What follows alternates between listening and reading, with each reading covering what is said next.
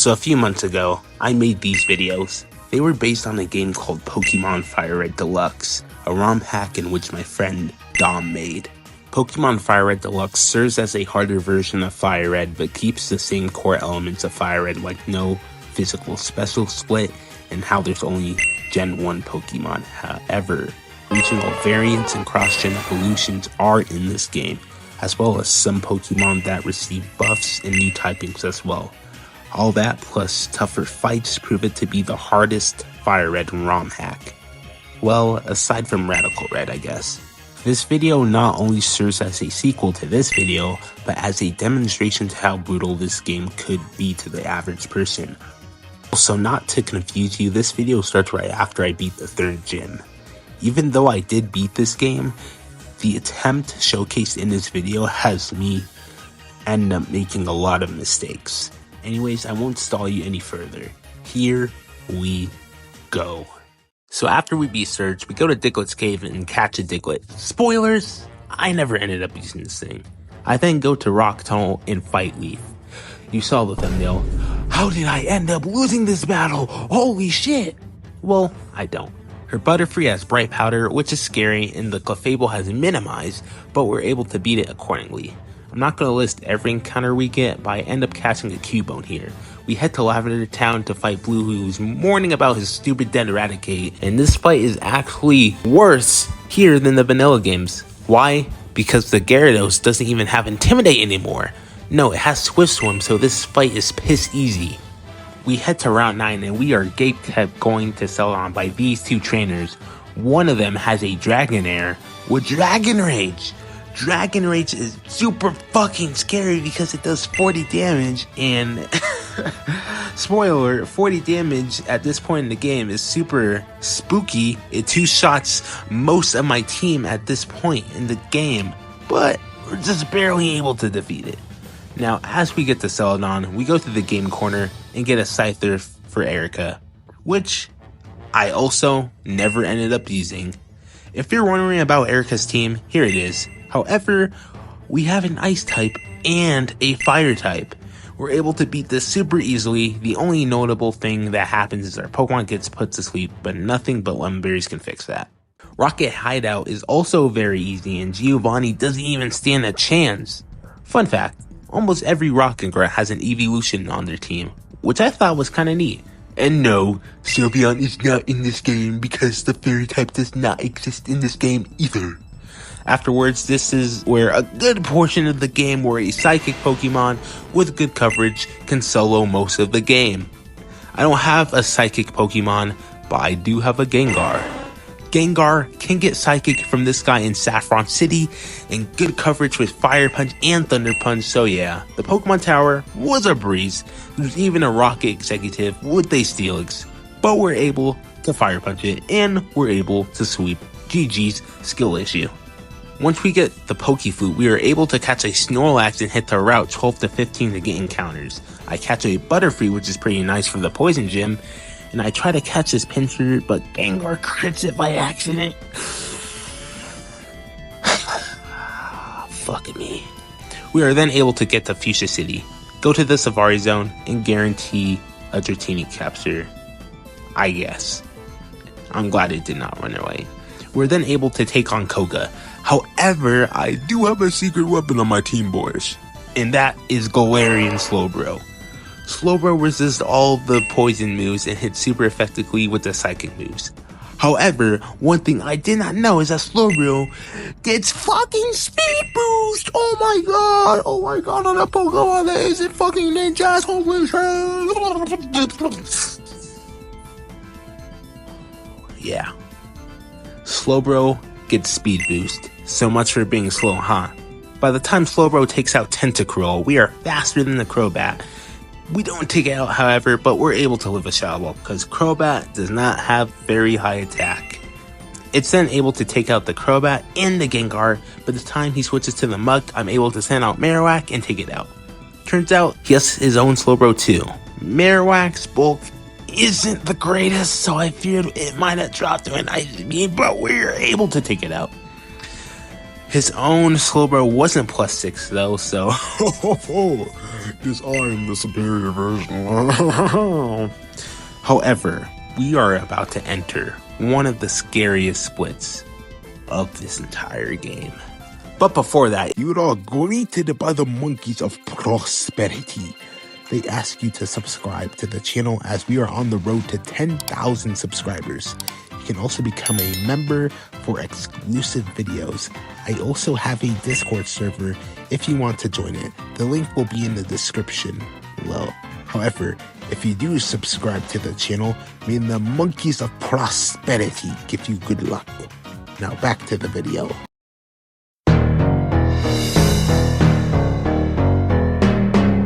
the Saffron split is one of the hardest splits in this game. I'd say third hardest after Victory Road, and of course, the Elite Four. Now, first of all, there are 4 notable battles in this split. You have the rival fight, which is thankfully for one, he replaces that bum-ass Pidgeot for a Dodrio, which is part fighting in this game, and it has Intimidate. He then has an Executor and or Arcanine, making this fight pretty scary. We then have a Rocket Executive, who has a Scizor, an S-tier Pokemon in this game, and a Kingdra. We then have Giovanni, and this is his team. He has a Ground-type Seaking with Earthquake, an Espeon with Calm Mind, Persian, who has buff stats in this game, has fucking Hypnosis, a Nidoking, and a Kangaskhan, who has a 120 base power Mega Kick. It seems like it can't fucking miss! The split is deadly. I'm able to defeat Blue and the Executive, but we start to get issues at Giovanni. I unfortunately led wrong, but Venusaur is able to right all of our wrongs, and Scizor is able to take out the Espeon, but here comes the deadly Kangaskhan. Not only Kangaskhan is faster than Poliwrath, it has Fake Out, and Mega Kick does a shit ton, and I was shocked to find out that the AI switched out. To my knowledge, it seemed that the AI switched out because one of the Pokemon in the back not only resisted Poliwrath's fighting moves, it also has a super effective move on its own. Thank God I switched out, huh? Venusaur is able to put Nidoking to sleep as I send out Rapidash, and I'm able to take it out with Psychic. Now, here's where I messed up. So I thought the level cap of Coca and Sabrina were the same, being 43. Turns out Sabrina's level cap was 46, but I didn't know that at the time, so I actively avoided using Rapidash for the rest of this fight, leaving Venusaur to get critical hit by Fake Out and killed by Mega Cake. Mega Cake? It's a shame that our starter went out, because Venusaur's death was completely avoidable.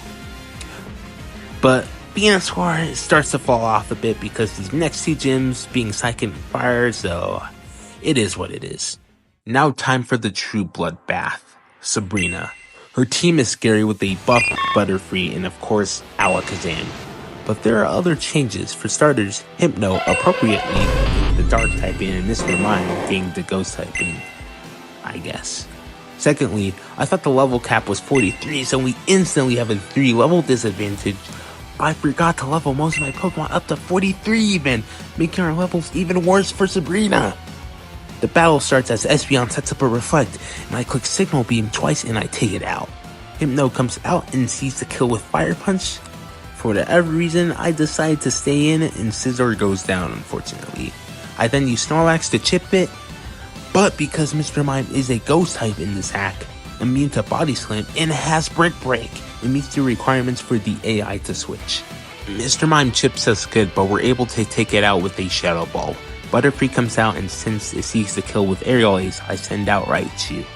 Now, what option do I choose here? Volt Tackle does a ton, but it chips us a bit, but it does kill the Butterfree, and only a little bitch would use Thunderbolt. Now, which one do I pick? Well, because I get no bitches, I play like a little bitch, and I choose T-Bolt. And this Butterfree has Shadow Ball. Great. I send out Persian, and since I know she will heal this turn, I go for a Crunch, and it misses.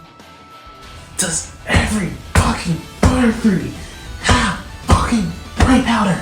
Because Persian took a crit Fire Punch from Hypno earlier, it does not live Aerial Ace and it goes down. Thankfully, because we are Lumberry, our box takes down the Butterfree and the infamous Alakazam.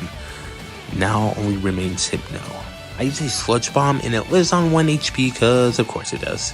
It T-Waves us but we counter by using Glare. But she has a full heal. Hypno then clicks Fire Punch and Arbok lives on 1 HP and gets a Glare off. Let's fucking go. Arbok is able to do significant damage before going down, and Snorlax takes one last stand before going to sleep forever this time. And finally, Marowak is able to defeat Sabrina and we get our 6th gym badge. So a couple things. If I knew the level cap was 46, this fight would have been a lot easier.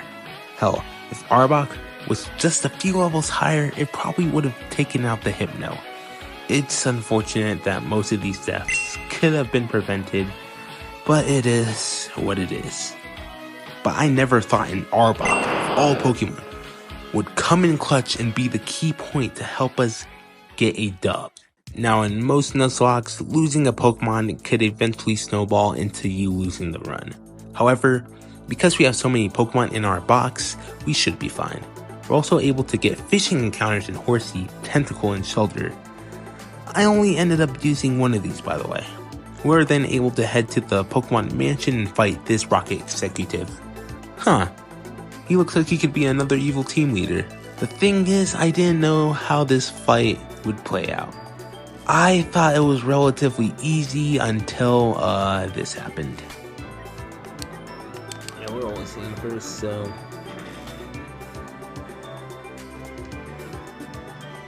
Oh!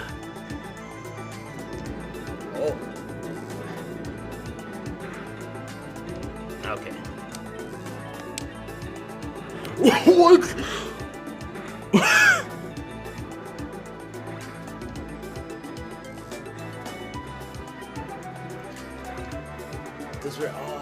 Revenge has decreased priority. If you don't know, Revenge has decreased priority, and the AI is most likely to explode at lower health, so yeah. On to Blaine. Blaine is super easy. He tries to set up Manual Sun with a fast Pokemon, but we set up Rain with our Swift Swim user and we're able to sweep. Not even the Grass Fire type of Blossom can really do anything because Kingdra is a Water Dragon and we get our 7th gym badge. We then head to the Sevi Islands to do, I don't know, look for a child I guess. But we encountered this Biker Gauntlet. There are 4 trainers that are back-to-back fights with improved teams and we can't really heal in between. We are, however, able to beat them pretty easily, but this last trainer was pretty tough and I proceeded to do one of the stupidest Nuzlocke mistakes I have ever done.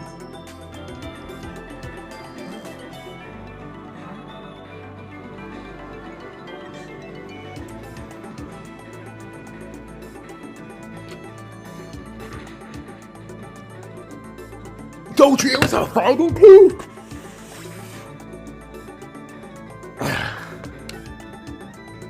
I then had to sack Gengar before we are in serious trouble. After the Sevi Island side quest, we then fight Giovanni, who is also a cakewalk. Turns out a Swift Swim user that can set up Rain is pretty broken, huh? We get our 8th gym badge and we head to Victory Road. And this is where the run meets its end.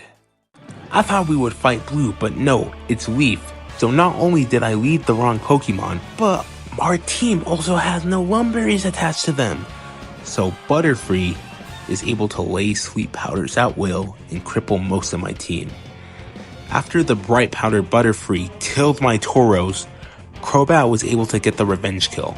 Clefable comes out and is able to click Toxic, but Clefable also clicks Thunder Wave, making one more Pokemon of mine have status.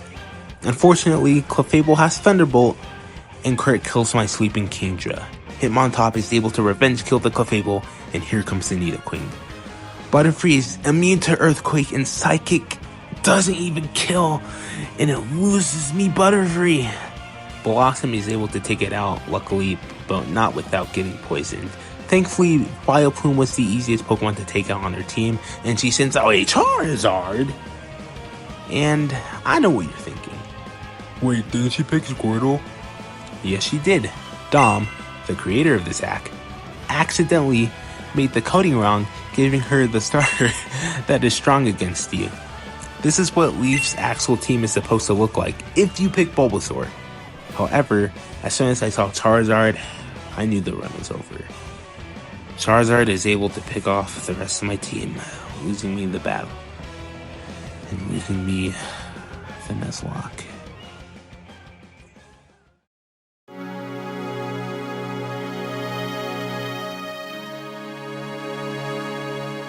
If I learned 3 things from Nuzlocke in this game, it was this.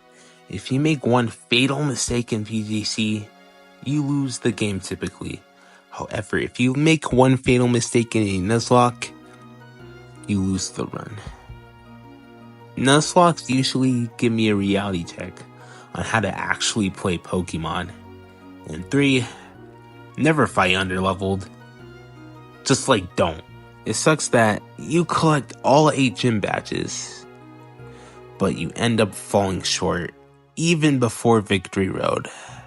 Victory Road is the second hardest portion of the game, only behind the Elite Four. And it looks like that the rival fight was a testament to show that I just wasn't ready yet. And all of this really could have been prevented if I had just put Lumberries on my Pokemon.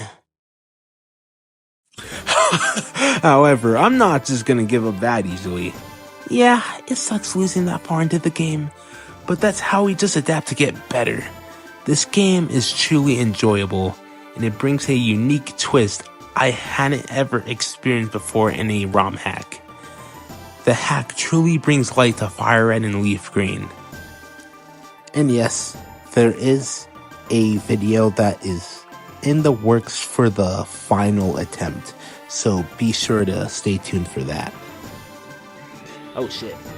Cross chop? What the fuck?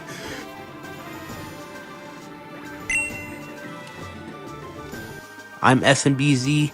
I'm definitely not the best at anything, and this is Pokemon FireRed Deluxe. I'll see you guys in the next video. Peace.